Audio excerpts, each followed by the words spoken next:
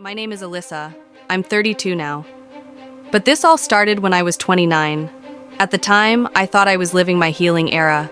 That phase where you cut your hair, get into Pilates, drink your water, burn your sage, and finally, start attracting men who aren't walking red flags disguised as emotional support. That illusion lasted about 5 months, until he showed up. He walked into my life wearing a wedding ring and a wounded heart. His name was Daniel, 42, chief financial officer of a private real estate company. He was charming, emotionally intelligent, good at listening, painfully good. The kind of man who makes you feel like no one has ever really seen you before. He told me he was in a dead marriage, that they slept in separate rooms, that they only stayed together for their daughter, that his wife had cheated first, that he had forgiven but never forgot. I didn't ask to be the other woman. I just fell into it. That's what I tell myself now. At first it was coffee, then dinner, then weekends where he was traveling for work. I knew it was wrong, but he made it feel safe. Like we were the real thing and she was just the ghost in his past. But ghosts have a way of returning. Her name was Monica. She was everything I wasn't. Blonde, polished, suburban, perfect. And worse, she was nice. The kind of woman who brings extra wine to girls' night, who compliments your outfit even when it outshines hers, who laughs too hard at your jokes just to make you feel welcome. We met at a charity gala Daniel invited me to, as his client. Monica was the organizer. She hugged me like we were long-lost sisters. And in that moment, I felt something shift, not in her, in him, his eyes. They weren't afraid, they weren't ashamed, they were calculating. It was then that I realized Monica didn't know, not even a little. And Daniel liked it that way. I tried to leave. I really did. I deleted his number, blocked him on everything, started dating this sweet guy named Troy who made homemade pasta and cried during Pixar movies. But Daniel came back. Every time. He'd show up outside my building, flowers, apologies, tearful speeches about how his marriage was over, how he was filing for divorce, how I was his future. And I believed him, because I wanted to. But then, the third time it happened, something snapped. It wasn't just guilt anymore. It was pattern. Every woman has a breaking point. Mine came in the form of a black duffel bag and a phone call at 3:12 a.m. It was Monica, crying. "I found your earrings," she whispered. "Behind the nightstand, the one in the guest room. I've never worn hoops." My blood ran cold. I didn't speak. I couldn't, because that wasn't the worst part. The worst part was the silence that followed. She didn't scream, didn't curse, didn't threaten. She just said, "He's done this before." I just didn't think. It was still happening. Still. That word shattered me, because it meant I wasn't the first. I was the latest. She wasn't clueless. She was watching. That week, I didn't hear from Daniel, not even once, which, ironically, was more terrifying than the affair itself. Then, Friday afternoon, I got a message from an unknown number. It was a video. I opened it, and there we were, me and Daniel, in her guest room, 2 months ago, angle from above, still, silent, recorded.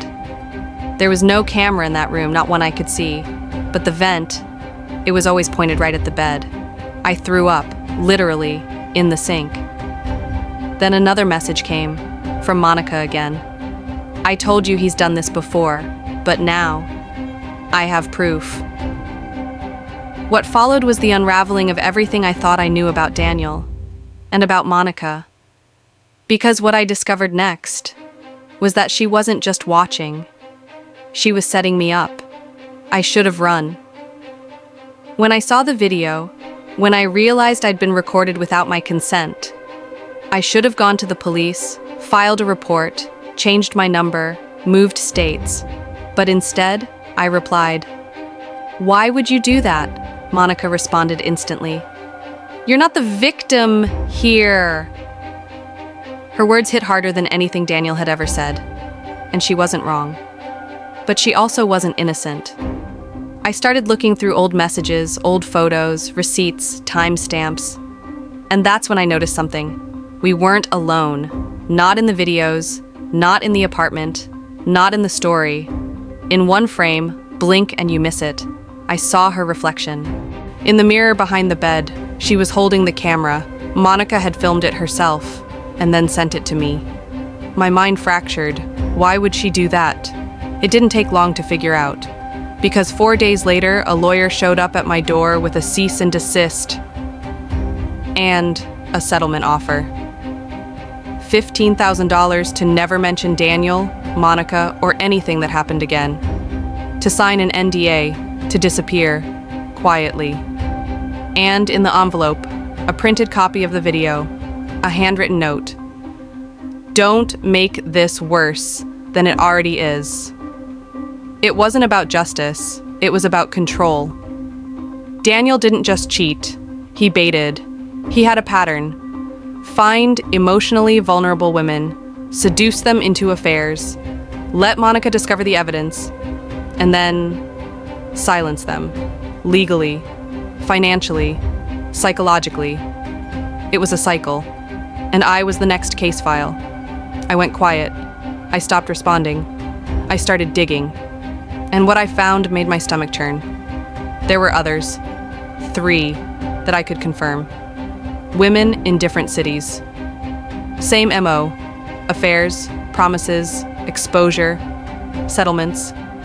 One of them, Vanessa, was brave enough to talk to me. She was a nurse from Phoenix. Same story, different setting. But she told me something I hadn't considered. It's not just about him.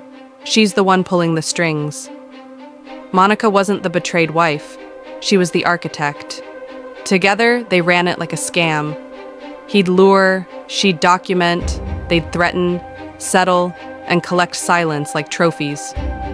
I felt sick, used, complicit. So I did what I should have done from the start. I lawyered up, and for once, the tables turned. We subpoenaed the hotel's security tapes. We pulled Wi-Fi logs, timestamps, metadata. The vent cam? It wasn't a fluke, it was a network. Daniel had installed discrete motion-triggered cameras in multiple rooms of his properties. Vacation rentals, guest suites, even his mother-in-law's basement. It wasn't just about affairs. It was about control, power, leverage. They were creating insurance. Every affair was a potential blackmail file. Every woman a risk or a pawn. And me? I was supposed to be just another folder in their archive. But I didn't sign the NDA. I didn't take the money. And I didn't stay quiet. Because the worst kind of scam isn't the one that robs your bank account. It's the one that steals your reality. They wanted to erase me, to make me doubt what I saw, what I felt, what I survived. But what they didn't know was that I had copies too. Every message, every call, every video. I wasn't just the other woman. I became the witness. And this time, Monica wouldn't be the one holding the camera. The first hearing was set for April 14th. They didn't show. Their lawyer did. A man with perfect teeth and no soul. He slid a new offer across the table. $75,000. This time with a clause that I'd delete all existing evidence and never speak of either of them again. I told him no. He didn't flinch, just said, "Then, be prepared to lose everything." And they meant it. Over the next few weeks, I started noticing strange things. My email got hacked. My landlord received an anonymous complaint that I was operating illegal escort services out of my apartment.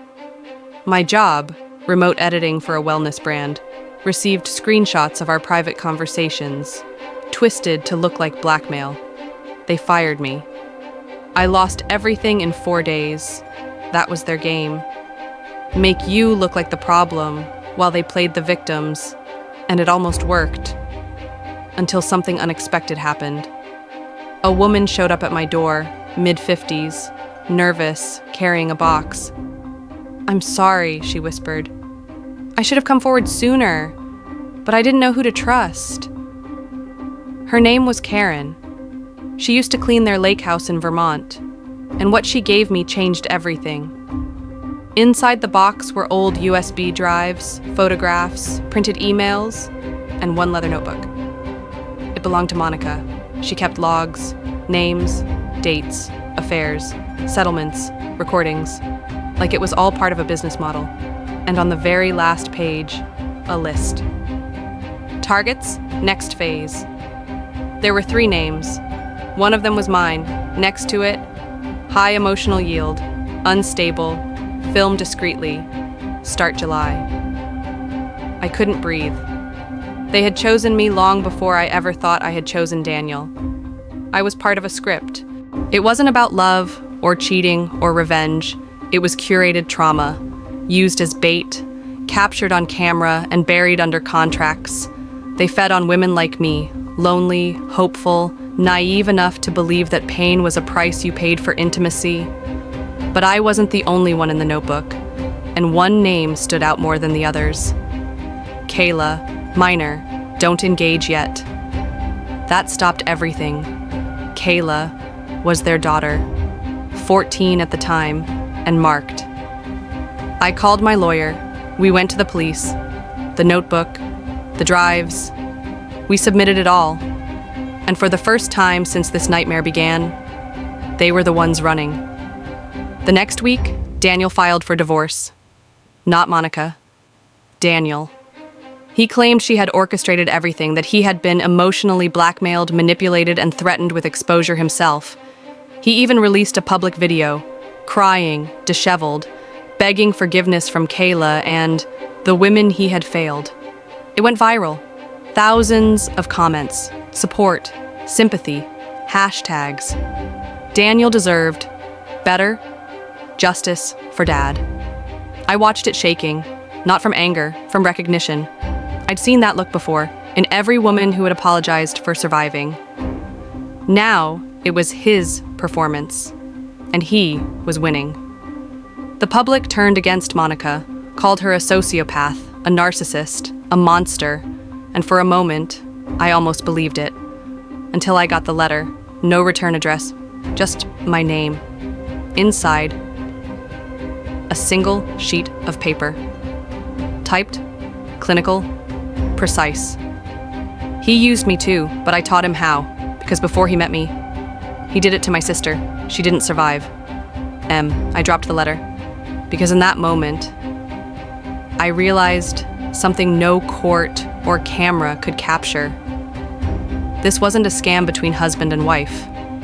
It was a war, and I was just one of the battlefields. The letter changed everything. Up until that moment, I thought Monica was the mastermind, that Daniel was the manipulator, that I was just caught in the crossfire of a toxic marriage built on seduction and silence.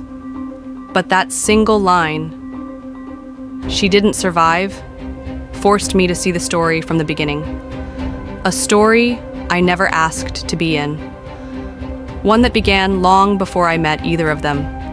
Her sister, Daniel's first victim. Her name was Rachel Stone, 21 years old, missing since 2003. Monica's half-sister, a promising college student. Last seen attending a real estate conference as a junior assistant, where Daniel was the keynote speaker. No one ever connected them, not publicly, not legally. But the notebook Monica kept? It had her name, written in the margins, underlined twice, and next to it, a word. Regret. I started digging. Old records, obituaries, archived blogs. Rachel was declared dead in 2011. No body, no suspects, just a closed case and a grieving family that eventually stopped asking questions. Except Monica. She never stopped. She married the man who ruined her sister, not for love, not for healing, for access, for answers, and maybe for revenge. It was never about the affairs. It was about keeping Daniel in a cage long enough to expose him to the world. And I was bait. Just like the others. Alyssa the editor, Vanessa the nurse, Lily the bartender, Talia the legal intern. Each one a piece in Monica's puzzle. Each one used to push Daniel closer to implosion. Except something went wrong. Because Daniel wasn't just a predator. He was adaptive. He learned. He evolved. And somewhere along the line, he stopped being the mark. He became the monster again.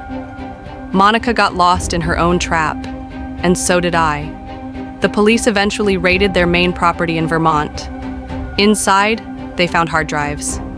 Over 40. Footage from hidden cameras spanning years.